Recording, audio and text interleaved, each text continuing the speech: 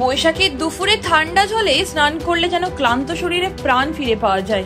জল থেকে 10 হাত দূরে থাকা কুকুর বিড়ালেরাও এই সময় রাস্তাঘাটে জমা জল খুঁজে বেড়ায়, যাতে একটু আয়েশ করে বসতে পারে।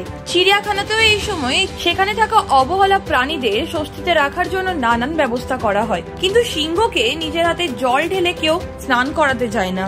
যতই সে জঙ্গলের রাজা হোক, তাকে রাজার চালে রাখার জন্য নিজের প্রাণ হাতে নিয়ে এগিয়ে যাওয়া মানুষ খুব কমই। কিন্তু সেই কম সংখ্যক মানুষদের মধ্যেই এক তরুণের ভিডিও ছড়িয়ে পড়েছে সমাজ মাধ্যমে। লোহার শিকল দিয়ে বেঁধে রাখা সিংহের গায়ে পাইপ দিয়ে জল ঢেলে স্নান করাচ্ছেন এক তরুণ।